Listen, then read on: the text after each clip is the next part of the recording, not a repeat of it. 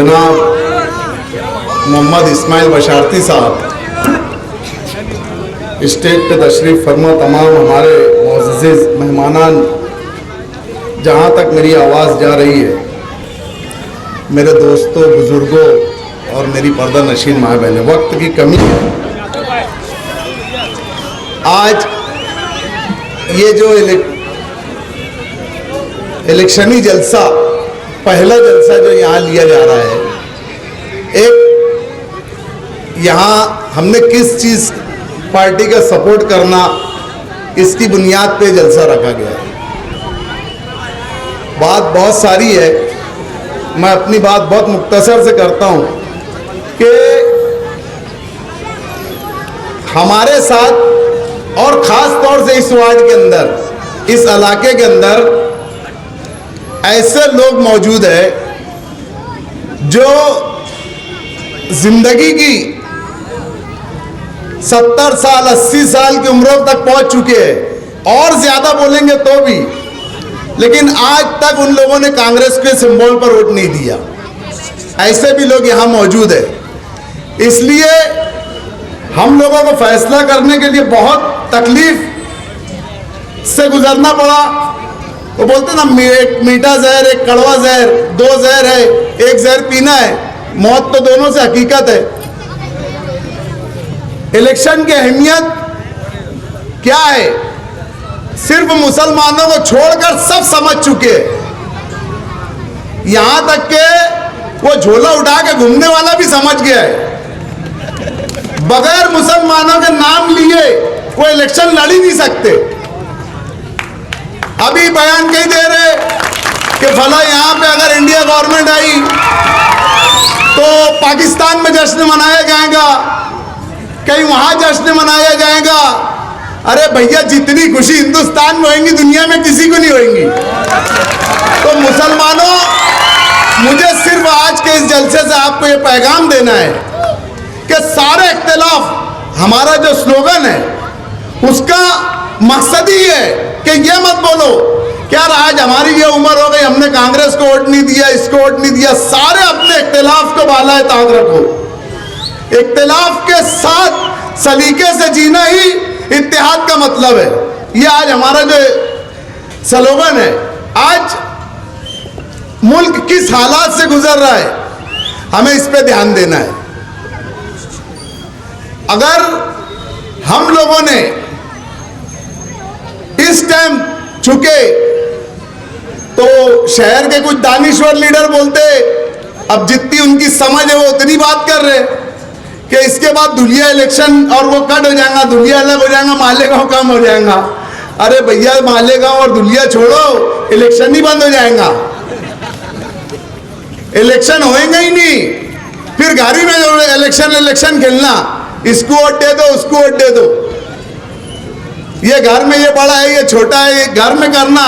अगर इस टाइम नहीं जागे तो कभी नहीं जागेंगे। शहर के हालात और मुल्क के हालात को मद्देनजर रखते हुए और अकलियती तबके के ऊपर जो जुल्म हो रहे हैं, जो अकलियती तबके के साथ ज्यादतियां हो रही है, उसको ध्यान रखते हुए पूरी ताकत के साथ अपना वोट देना है। अपने घर के सब तमाम लोगों का वोट देना है।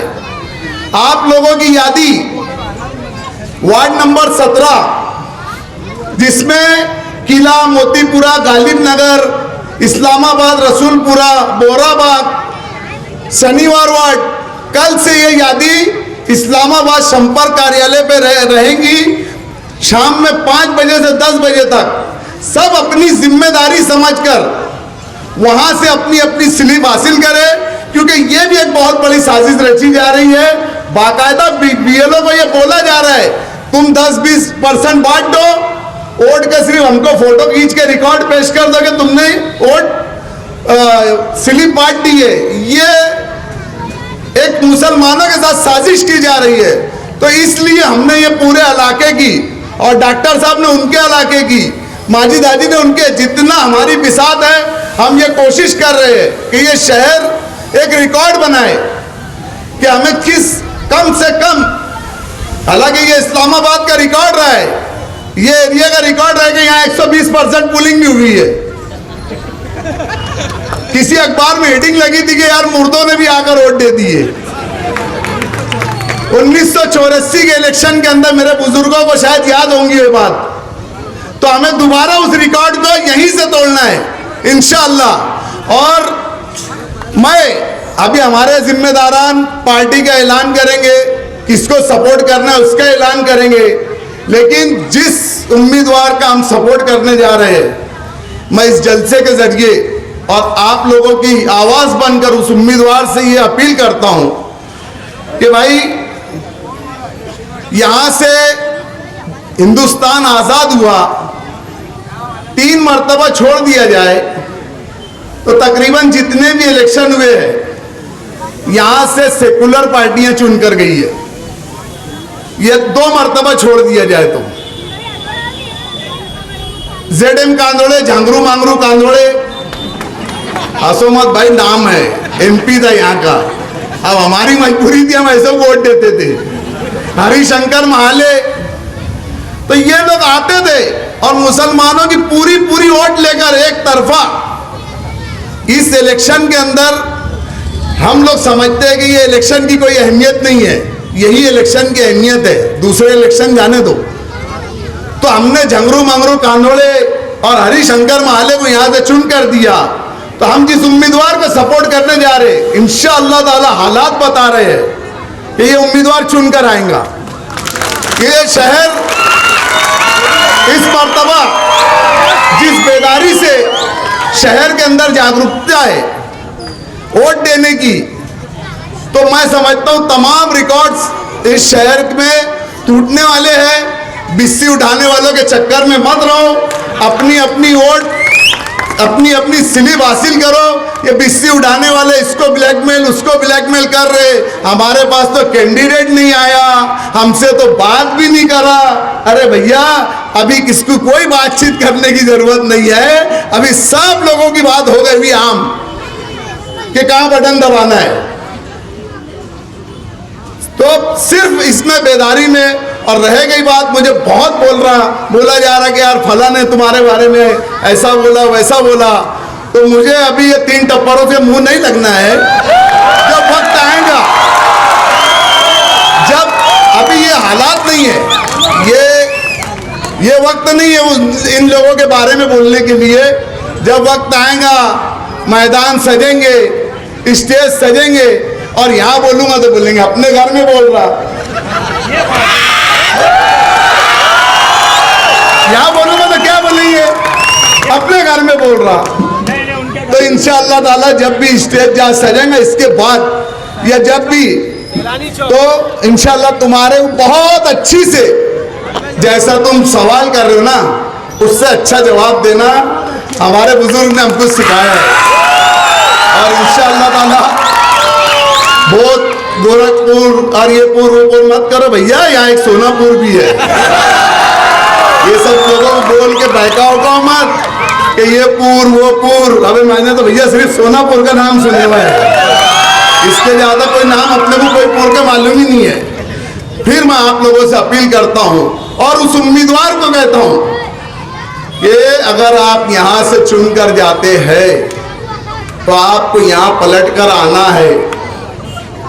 ये नहीं कि आपने 2 लाख 2.5 लाख वोट ले लिया और यहां पलट कर नहीं देख रहे, ये चलेगा नहीं।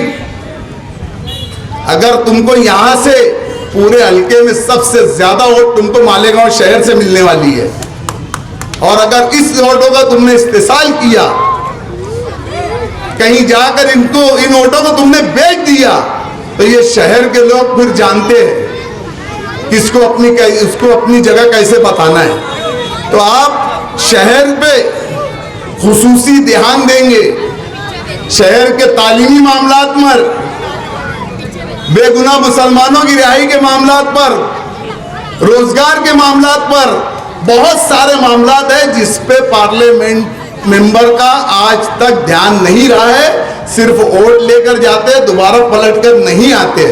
तो मेरी उम्मीदवार से गुजारिश है कि वो जब वो चुन कर जाएंगे तो तुमको मालेगांव को अव्वल सफ में रखना है। इतना ही कह के और 20 मई को होने वाले इलेक्शन में भरपूर रिकॉर्ड तोड़ वोटिंग करे, यही इतनी गुजारिश करके अपनी बात कर दो। डॉक्टर खालिद परवेज साहब।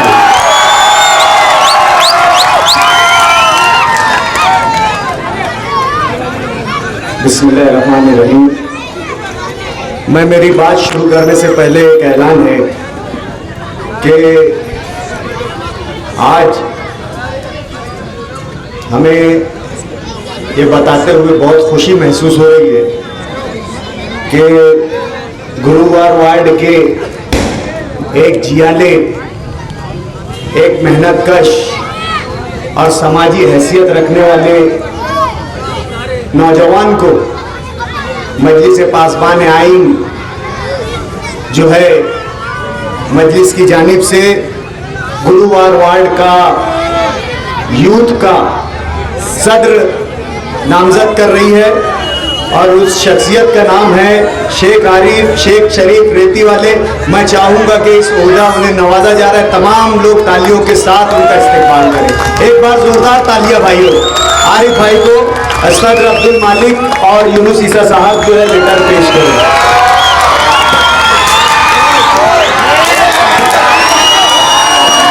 ठीक है, हो जाने दो, हो जाने। नहीं हो जाने दो भाई। आरिफ भाई बने तो उनकी खुशी का भी इजहार होना चाहिए। कर लो। बहुत बहुत मुबारक हमारे नौजवान साथी शेख आरिफ शेख शरीफ साहब। मैं बहुत उम्मीद करता हूँ कि वो अपनी जिम्मेदारियों को निभाएंगे और मजलिस को मजबूत करने के लिए तन मन धन से जो है अपनी जो है वो कोशिश करेंगे। औज़ुबिल्लाहिमिनश्शैतानिर्रजीम। बिस्मिल्लाहिर्रहमानिर्रहीम। रब्बि इश्रह ली सदरी वयस्सिर ली अमरी वहलुल उक़दतम मिन लिसानी यफ़क़हू क़ौली। नहमदुहु व नुसल्ली अला रसूलिहिल करीम, अम्मा बाद। खुदाए बरतर तेरी नवाजिश, कदम कदम पर तेरा दुगाना। खुदाए बरतर तेरी नवाजिश, कदम कदम पर तेरा दुगाना। हमारे ख्वाबों में रंग भर दे कि रश्क करता रहे जमाना।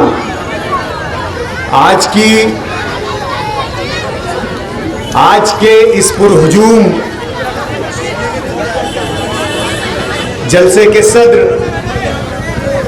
इस इलाके की मशहूर समाजी मिल्ली शख्सियत और हम सब के सरपरस्त आली जनाब इस्माइल बशारती साहब, हमारे बुजुर्ग रहनुमा अलहाज यूनुस ईसा साहब, मालेगांव ज़िला मजलिस इत्तेहादुल मुस्लिमीन के सदर आली जनाब अब्दुल मालिक यूनुस ईसा साहब, मजलिस इत्तेहादुल मुस्लिमीन के जवां साल बाहौसला कॉरपोरेटर आली जनाब अब्दुल माजिद साहब, गुरुवार वार्ड की सियासत के तामीरी शहंशाह कहलाने वाले शाहिद खान साहब के फर्जंद माविन कॉरपोरेटर इब्राहिम खान साहब, हमारे आलमगीर जीरू साहब, मोहम्मद असलम मतिया साहब, सोहराब आजमी साहब, यूसुफ ईसा साहब, गुलशन मासूम और विद्या कॉलोनी के अहम जिम्मेदार समाजी खिदमतगार आली जनाब कारी शकील साहब, हमारे नए यूथ के सदर आरिफ रेती वाले साहब, आयशा नगर से तशरीफ लाए हुए हमारे सरपरस्त अनीस वीडियो वाले साहब, खलील बेकरी वाले साहब, रशीद अहमद रजदा दादा साहब, रेहान महिंद्रा साहब, भिगन मामू साहब, शाहिद भाई साहब, आयशा नगर वाले हमारे शाहिद भाई साहब, हमारे चचा रहीम रुस्तम साहब, सोहराब आजमी साहब, कैप्टन पीर मोहम्मद साहब, सियासी समाजी वर्कर और एक ज़माने से जनता दल से जुड़े रहे, जिन्हें देखकर स्टेज पर मुझे खुशी हुई है, हमारे इस्माइल हौकर साहब, मुस्तफ़ा डोमन साहब, सिकंदर चाचा साहब, हाजी मुजीब साहब, शफीक पिटर साहब, हमारे चचा खुर्शीद सिद्दीकी साहब, शकील मुकादम साहब, और तमाम हाजिरीन,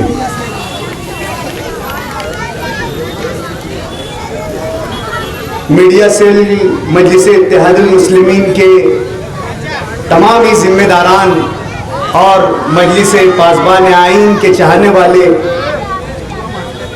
हमारे जवा मास्टर साहब, तमाम ही लोग जिन लोगों का मैं नाम नहीं ले सका, और हाजरीन जलसा, बुजुर्ग, नौजवान, और जहां तक मेरी आवाज़ जा रही है, घरों में बैठी हुई मेरी पर्दा नशीन मेरी माए बहनें,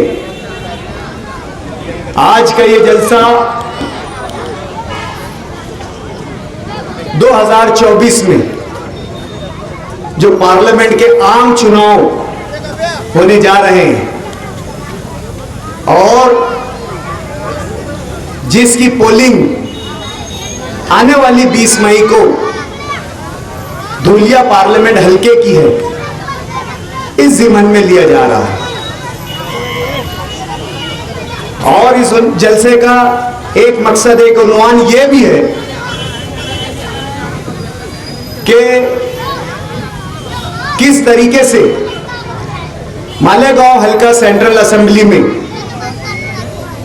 आवामी बेदारी पैदा की जाए कि आवाम में जोश खरोश किस तरह से पैदा किया जाए, आवाम में इलेक्शन की अहमियत को किस तरीके से पहुंचाया जाए, ताकि 20 मई को हर वोटर अपनी सियासी मिली बेदारी समझकर खुद अपने और अपने घर वालों के साथ, कोई सियासी वर्कर आए नहीं आए, कोई जरिया हमें पोलिंग स्टेशन पहुंचने का मिले या ना मिले, धूप चाहे कितनी भी तेज हो, मौसम चाहे कितना भी सख्त हो, हमें कितनी भी मसरूफियत हो, शादियों का सीजन है, लेकिन याद रखो जिस तरीके से उलमाए कराम और अमायदीन दीन इस इलेक्शन की अहमियत समझा रहे हैं, उस बिना पर हमें अपना मिली फरीजा समझकर जो है वो वोट देने निकलना है। उलमाए कराम, अमायदीन दीन इस बात की बार बार इल्तिजा कर रहे हैं कि मुल्क एक इंतहाई फैसला कुन मोड़ पर खड़ा हुआ है।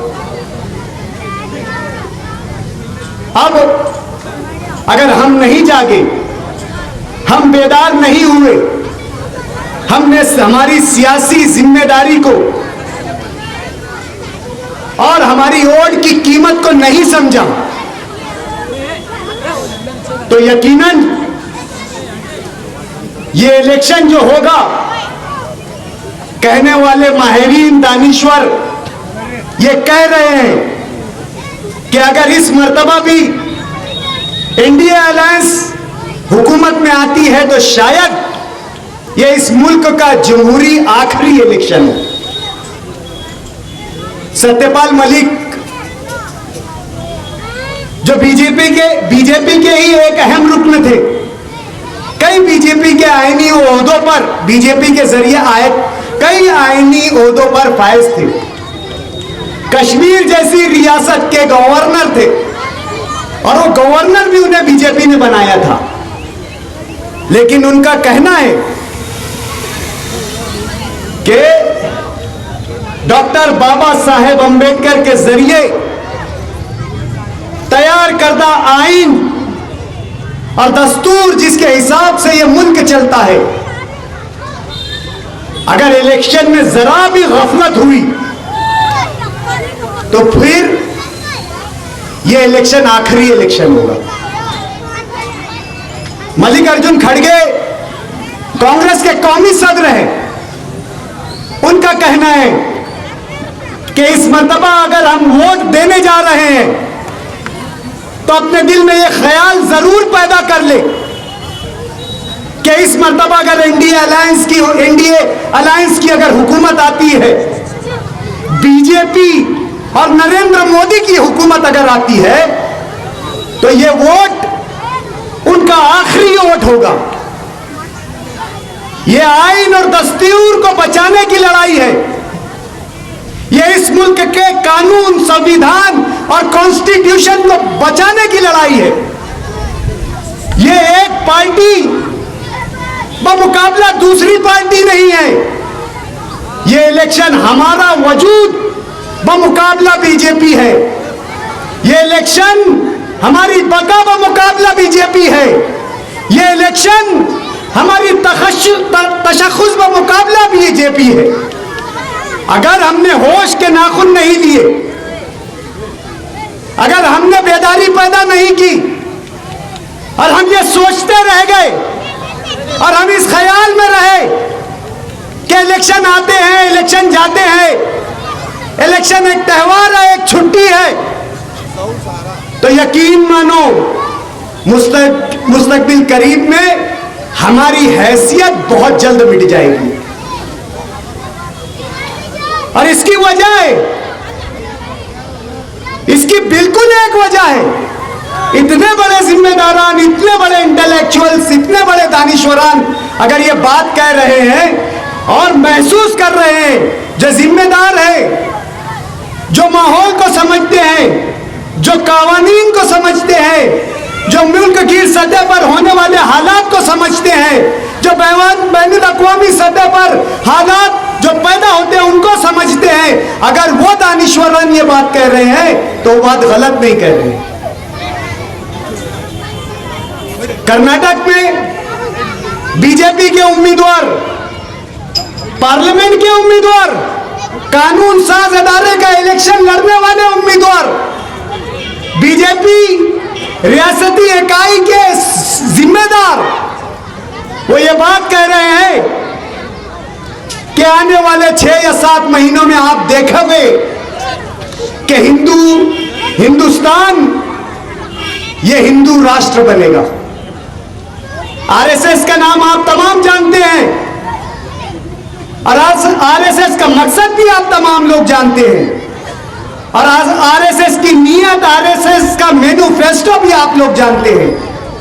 आरएसएस के मेन मुख्य प्रचारक गोविंदाचार्य ने भी इस बात का इंदिया दिया कि अगर 400 पार बीजेपी के रुकने पार्लियामेंट अगर चुन कर आते हैं, अरकान पार्लियामेंट अगर चुन कर आते हैं, तो 6 महीनों के अंदर हिंदुओं को यह तोहफा दिया जाएगा कि यह देश हिंदू राष्ट्र हो जाएगा।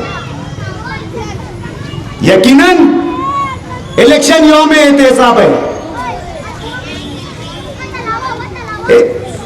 यानी इस बात का जायजा लेने का नाम है इलेक्शन कि हमारे लिए कौन मुफीद है, कौन मुजीर है। लेकिन इलेक्शन यौम मुहासबा भी है। मेरे दोस्तों, मैं मेरे तालिबे इल्म के ज़माने में जब मैं जामिअतुल हुदा में पढ़ता था तो उस वक्त हमको हमारे निसाब में क़ससुल कुरान और क़ससुल अंबिया पढ़ाया जाता था। गालिबन मैंने क़ससुल कुरान या क़ससुल अंबिया में पढ़ा था हज़रत सुलेमान अलैहिस्सलाम का वाक़या। अचानक से जब हम मकतब में पढ़ा करते थे, लेकिन ये जो वाक़या है हमारे जहनों पर उस वक्त नक्श हो गया था।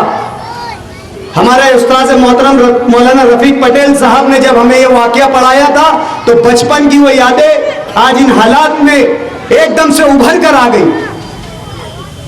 सूरतुल नमल का वो वाक़या कि जिसमें हज़रत सुलेमान अलैहिस्सलाम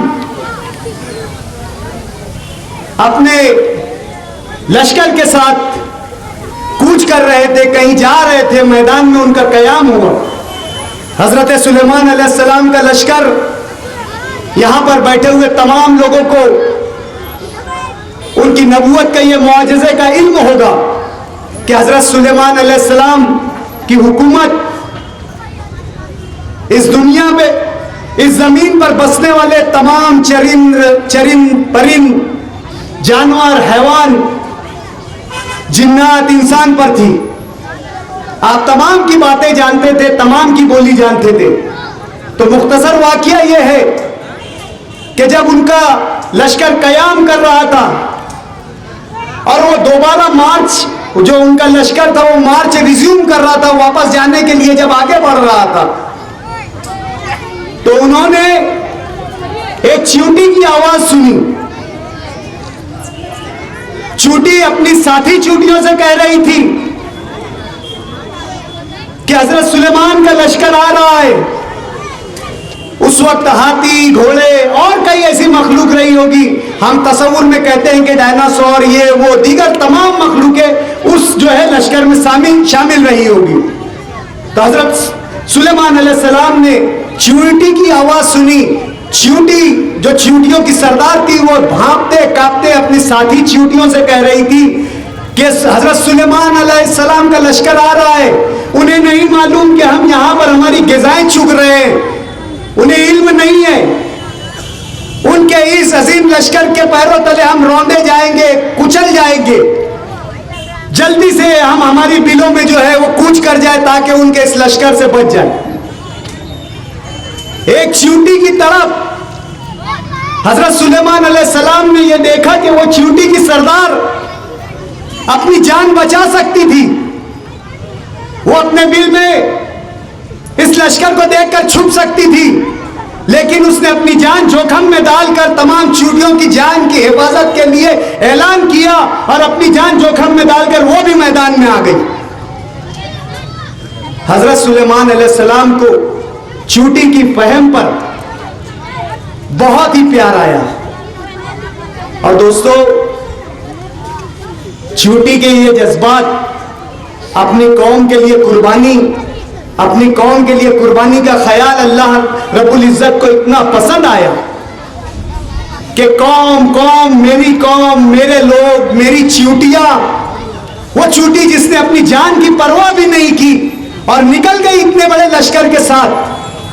अल्लाह को ये अदा इतनी पसंद आई कि अल्लाह ने रहती दुनिया तक उसके इस जुमले को कुरान में बंद कर दिया, ताहयात सेव कर लिया अल्लाह ताला।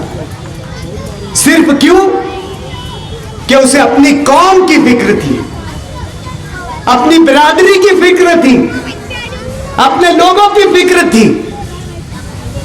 दोस्तों, आज हम लोगों को भी अपनी फिक्र करना चाहिए। कौम की फिक्र, अपने लोगों की फिक्र, एक चींटी की फिक्र जब अल्लाह को इतनी पसंद है तो हम तो अशरफुल मखलूकात है। अगर हमने हमारी कौम की फिक्र कर लिया तो अल्लाह के वहां हम कितने पसंदीदा हो गए, ये आप लोगों को मालूम है। दोस्तों, हम लोग ये कहते हैं, ये मानते हैं कि लड़ना हमारा मकसद है, हालात को तब्दील करना हमारा मकसद है। अभी ये इनकलाब पेपर में मुझे मुताले का शौक है। मैं यादगार अतहर मुबारकपुरी साहब के रसूल अकरम की हिकमत सियासत, साद गिलानी साहब की जो है वो सिलसिला वार लिख रहे हैं। एकदम हालात के ऐन मुताबिकत उनकी तहरीर पढ़ने में आई। 1 मई और 2 मई का यहाँ पर इनकलाब के कारीन बैठे हुए, मुझे मालूम है यहाँ पर बहुत से ऐसे लोग हैं जिन्हें जो है मुताले का शौक है। शाह अबी तालिब के वाकया को बयान किया गया कि किस तरह कुफार मक्का ने, मुसलमानों ने मक्का को शाह अबी तालिब की घाटी में 3 साल के लिए कैद कर दिया। लेकिन उन 3 साल की कैद और बंद के बाद, कैद और बंद की सोबतें झेलने के बाद, छोटे छोटे मासूम बच्चे, ना उन्हें खाना दिया गया, ना उन्हें पानी दिया गया, ना किसी तरीके की कोई सुविधा उपलब्ध की गई, कोई फैसिलिटी नहीं दी गई। जड़ी बूटियां, झाड़ों की जड़ी बूटियां मासूम बच्चे खाते थे, माओ के दूध सूख गए थे। पेटों पर, शिकम पर लोग पत्थर बांध लिया करते थे। 3 साल की कैद बंद के बाद भी जब मुसलमानों ने मक्का को छोड़ा गया तो उनका वही रवैया था कि हम झुकेंगे नहीं, हम वैदानियत का इकरार करेंगे, रसूलुल्लाह की रिसालत का इकरार करेंगे, हम लड़ेंगे, हम रहेंगे। अपनी तहफ्फुज़ के लिए इल्तिजाएं और दरख्वास्तें नहीं दी उन्होंने कुफार मक्का के लिए। अल्लाह के नबी ने उन्हें लड़ना सिखाया। सूरतुल अनफाल, फिर जो राकिब ने सूरतुल अनफाल का और सूरह बकरा की कुछ आयतों का तज़किरा किया जो यहां पर आचार संहिता में आ सकती है, मैं नहीं बोल सकता, कि अल्लाह के नबी घोड़ों को तैयार कर लो और हमेशा अपने दुश्मनों के साथ लड़ते रहो। उस वक्त अल्लाह ने यह हुक्म नहीं दिया कि तुम तादाद में कम हो, तुम्हारे पास वसाइल नहीं है, तुम्हारे पास जराए नहीं है, तुम्हारे पास किसी तरीके का साजो सामान नहीं है, लेकिन तुम्हारे पास हौसला है, तुम हालात से लड़ते रहो। अल्लाह के नबी ने अपने आप को दुश्मनान मक्का के सामने भी एकदम बारोब तरीके से पेश किया। कलील तादाद, कम तादाद, लेकिन अपनी बातें बारोब तरीके से पेश की, बाहौसला तरीके से पेश की। इसके अवज में सुलह हुदैबिया भी जो है वो वजूद में आई। और फिर उसके बाद जब हरकल ने हमले की कोशिश की, हरकल रूम ने, तो आप सल्लल्लाहु अलैहि वसल्लम ने लश्कर नहीं देखा, तादाद नहीं देखी, साजो सामान नहीं देखा और उसकी तरफ कूच कर गए। जब उसने मुसलमानों की ये हिम्मत देखी तो वो डर गया, उस पर खौफ तारी हो गया कि ये मुसलमान बेसाजो सामान, फटे पुराने कपड़े, ना इनको खाने के लिए सामान है, ना पहनने के लिए सामान है, ये मुकाबले के लिए कैसे आ रहे हैं। तो उस पर हैबत तारी हो गई और वो अपने मुकाम पर ही रुक गया। ये तालीमात हमें हमारे कुरान से मिलती है, हमारी शरीयत से मिलती है। शरीयत हमें लड़ना सिखाता है, चढ़कर दुश्मन की छातियों पर जाकर चढ़ना सिखाता है। हमें खौफ, हमें जो है, फिर अगर हम जुमला कहते हैं कि जहां सियासी बसीरत का सवाल था वहां पे ज़ियारत और बशारत की बात आ गई। हम ये चाहते थे कि यहाँ पर नुमाइंदा आए, लड़े और इलेक्शन हो, लेकिन आप लोगों के सामने हालात मालूम है। हमने वोट की बेदारी की, हमारे जिम्मेदारान ने जो है किस उम्मीदवार को वोट देना है यह भी आपको समझाया।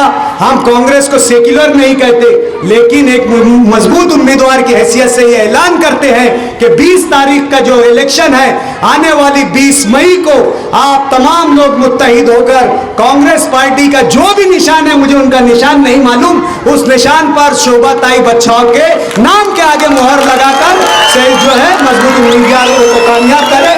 बिहार जिंदा, सोबत बाकी।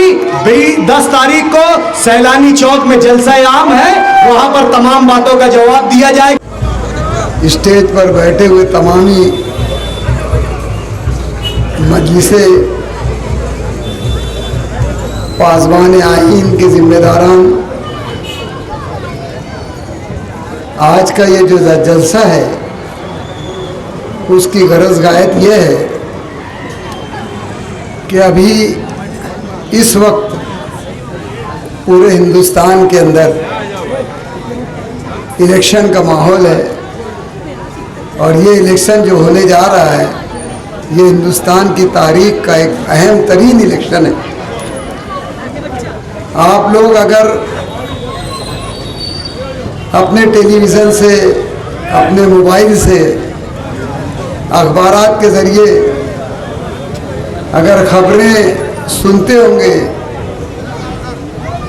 तो यकीनन आप ये बात अच्छी तरीके से जानते हो कि आज तकरीबन हिंदुस्तान की तमाम दीनी दरसगाहों से उनके उलमाए कराम, उनके अज़ाम आज सिर्फ एक बात की हमको तलकीन कर रहे हैं कि ये जो इलेक्शन हिंदुस्तान की तारीख का होने जा रहा है, इसके अंदर आप लोग वोटों का इस्तेमाल करें। हर किसी को अपने वोट का इस्तेमाल करना है, अपने घरों से निकलना है, अपने घर की औरतों बच्चों को एकदम मुस्तैद रखना है। वो जिनकी वोटें आई हैं एक एक वोट हमको हमारे कैंडिडेट के ऊपर देना है। अब रहा सवाल ये कि कैंडिडेट कौन है, तो हिंदुस्तान में इंडिया एक अलायंस बना हुआ है और उस अलायंस के अंदर बहुत सारी पार्टियां हैं, जिसमें सबसे बड़ी पार्टी के तौर पर कांग्रेस पार्टी शामिल है। ममता बनर्जी की पार्टी है, बिहार से लालू प्रसाद यादव की पार्टी है, इस तरीके के वो तमाम पार्टियां, एनसीपी वगैरह है महाराष्ट्र के अंदर, ऐसी तमाम समाजवादी पार्टी है। ये तमाम पार्टियों ने एक प्लेटफॉर्म पर आकर इंडिया नाम से अपना पार्टी का वजूद किया है और उसी के ऊपर वो तमाम लोग लड़ रहे हैं। जहाँ जिसकी जैसी ताकत है वहाँ पर वैसे उम्मीदवार दिए जा रहे हैं। लेकिन अफसोस इस बात का है, हमको इस बात का कल का है कि इन तमाम सेकुलर ताकतों ने जो अपने आप को नाम नेहाद सेकुलर ताकतें, अपने आप को ये सोकाल सेकुलर ताकतें कहती है, इन्होंने जब हिंदुस्तान के अंदर अपनी अपनी स्टेट्स के अंदर अपने कैंडिडेट देना शुरू किया तो इन्होंने एमआईएम पार्टी को इसके अंदर शामिल नहीं किया। उनका बोलना है कि एमआईएम पार्टी वोटों को तकसीम करती है, ये फिरका परस्त पार्टी है। लेकिन अफसोस हमको इस बात का है कि जो पार्टी पूरे हिंदुस्तान के अंदर मुसलमानों की आवाज़ बनकर उभरी है और जिसके कायद असदुद्दीन अवैसी साहब और औरंगाबाद में जलील साहब, आप देखते होंगे ऐवान पार्लियामेंट के अंदर अगर किसी की आवाज़ मुसलमानों के मसाइल पर गूंजती है तो ये दो ही मर्द मुजाहिद हमको हिंदुस्तान की तारीख में बोलते हुए नजर आते हैं। पार्लियामेंट में वो तमाम लोग चुनकर गए हैं, कांग्रेस के हैं, समाजवादी के हैं, एनसीपी के हैं, ममता बनर्जी की पार्टी के। लेकिन हमने देखा कि जब ऐवान के अंदर 370 का मसला आया तो किसी एक पार्टी ने भी उसकी हिमायत नहीं की, सिवाय असदुद्दीन साहब अवैसी के किसी ने भी उसके ताल्लुक से नहीं बोला। जब ऐवान के अंदर 3 तलाक का मसला आया तो वो अवैसीउद्दीन अवैसी और जलील साहब थे जिन्होंने उसके ताल्लुक से कहा। और आज जो मुल्क के अंदर जो हालात चल रहे हैं और अब जो इलेक्शन होने जा रहा है जिसके ताल्लुक से ये कहा जा रहा है कि ये इलेक्शन हिंदुस्तान की तारीख का, अगर हम कहीं चूक जाते हैं और गलती से भी ये फिस्ताई ताकत बीजेपी अगर बरसरे इक़्तिदार आती है तो ये हिंदुस्तान की तारीख का आखिरी इलेक्शन होगा। ऐसा ये मैं नहीं, हिंदुस्तान के हमारे तमाम नामवर उलमाए कराम, तमाम सियासतदान, तमाम जो जहादीदा लोग ये बात कर रहे हैं कि अगर अब हम चूके और कभी वापस बीजेपी बरसरे इक़्तिदार आ गई, जैसे कि उनका नारा है कि अब की बार 400 के पार, तो उनका ये इरादा है कि अब की वो तमाम उन कवानीन में तरमीम कर देंगी जो हमारे न सिर्फ मुसलमानों के ताल्लुक से बल्कि उन दबे कुचले लोगों के भी ताल्लुक से ये बाबा साहब अम्बेडकर के आइन को तब्दील कर देंगे। ये तमाम उन दस्तूर की असासी बुनियादों को ख़त्म कर देंगे जिसकी बिना पर हिंदुस्तान आज जिंदा है। इसीलिए हमने आज के इस प्रोग्राम का नाम जो रखा है वो मजलिसे आइन, पासबान आइन रखा है कि हमको आज इस आइन की हिफाजत करना है। हम चाहते हैं कि भले आज हमको इन्होंने अपने अलायंस में शामिल नहीं किया, लेकिन अब चूँकि इलेक्शन होने जा रहे हैं और यहाँ पर भी हमने देखा कि यहाँ महाराष्ट्र के अंदर 48 सीटें हैं, लेकिन किसी भी एक मुसलमान को यहाँ पर कोई सीट दी नहीं गई है। जबकि हमारे कायद असदुद्दीन साहब ने अकोला के अंदर ये ऐलान किया था कि आपके महाराष्ट्र के अंदर हम कम से कम 5 सीटें लड़ाएंगी, जिसमें मालेगांव सरे फहरिस्त था। और इस ताल्लुक से उन्होंने मालेगांव के जिम्मेदारान से बात भी की, एमएलए साहब से बात की, डॉक्टर खालिद परवेज से बात की, तमाम अब्दुल मालिक से बात की और उनसे ये कहा कि आप किसी ऐसे मुनासिब उम्मीदवार को तलाश कीजिए जो यहाँ पर एमआईएम के नाम से इलेक्शन लड़ सके। और उसकी एक वजह बुनियादी ये थी कि मालेगांव महाराष्ट्र की ऐसी एक जगह है, कॉन्स्टिट्यूंसी है, जहाँ पर यहाँ एमआईएम के उम्मीदवार चुनकर आए हैं। यहाँ से करीब धुलिया शहर में, वहाँ भी अपने फारूक शाह, डॉक्टर फारूक शाह एमआईएम की सीट पर चुनकर आए। आज दो आमदार इस कॉन्स्टिट्यूंसी से, धुलिया कॉन्स्टिट्यूंसी से एमआईएम से चुनकर आए। अगर इनकी वोटों को यकजा कर लिए जाए तो ये 2.25 लाख वोट होती है। यहाँ पर जो कांग्रेस पार्टी है, यहाँ पर जो एनसीपी है, साबिक जो एनसीपी के यहाँ पर कैंडिडेट थे, जब उन्होंने इलेक्शन लड़ा था उनको भी 70-75 हज़ार वोट मिली थी। इस तरीके से मुसलमानों की वोट तकरीबन 3 लाख हो जाती है। और अगर ये तमाम वोटों को यकजा करके लड़ा जाता, और वंचित अघाड़ी ने से जो बातचीत हुई थी हमारी कि अगर हम हालात देखेंगे तो हम वंचित अघाड़ी साथ दे देंगी, उन्होंने अब्दुल रहमान API का फॉर्म भरा था, लेकिन वो जानते थे कि अब्दुल रहमान API को चूँकि रिजिग्नेशन उनका इस्तीफा मंजूर नहीं हुआ है, इसलिए अगर कोई बात होगी तो यहाँ पर वंचित अघाड़ी एमआईएम को सपोर्ट कर देगी। इसीलिए जब बहुत तलाश VCR के बाद ये बात सामने आई, जिसमें डॉक्टर खालिद ने बहुत इंटरेस्ट लिया था कि भाई मौलाना उमरैन का नाम यहाँ पर सामने आया था। वो नाम पार्टी की तरफ से नहीं आया था, ये नाम ऊपर से आया था कि उनको सुझाव दिया गया था कि आप यानी यहाँ पर इलेक्शन लड़ें। और जब उन्होंने इसकी तैयारी की तो हमने देखा कि जो लोग अपने आप को यहाँ पेश करते हैं, जैसे अभी शेख आसिफ ने कुछ दिन पहले ऐलान किया था कि अगर मालेगांव की सब पार्टियाँ, तमाम लीडर मेरे पास आकर बोले और कहे तो मैं फिर यहाँ इलेक्शन लड़ूंगा।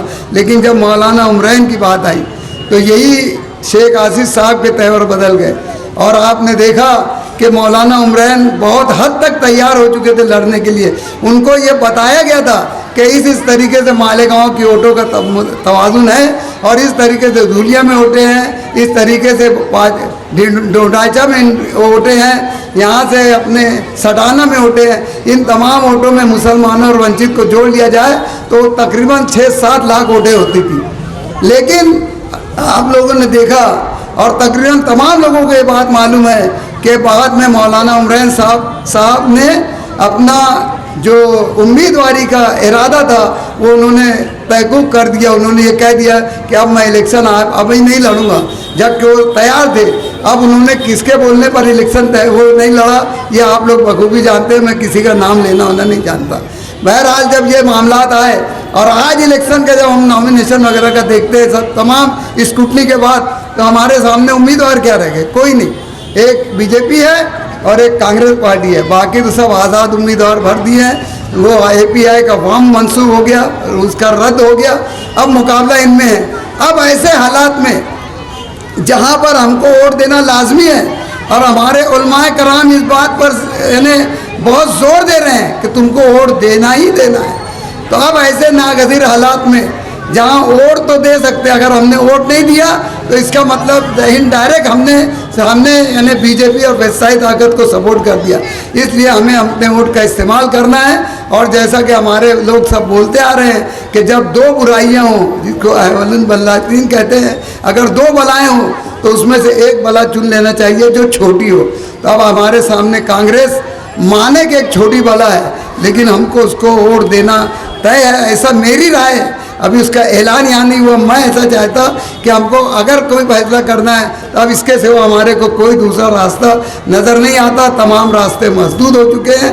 मैं तो सिर्फ हमारे नौजवानों से, जियालों से, दोस्तों से, भाईचारों, यहाँ बैठे हुए तमाम लोगों से इस शेर के साथ ये बात बोलता हूँ कि कभी धुएँ की तरह पर्वतों से उड़ते हैं, कभी महक की तरह हम गलों से उड़ते हैं। ये कैंचियाँ हमें उड़ने से खाक रोकेंगी कि हम परों से नहीं, हौसलों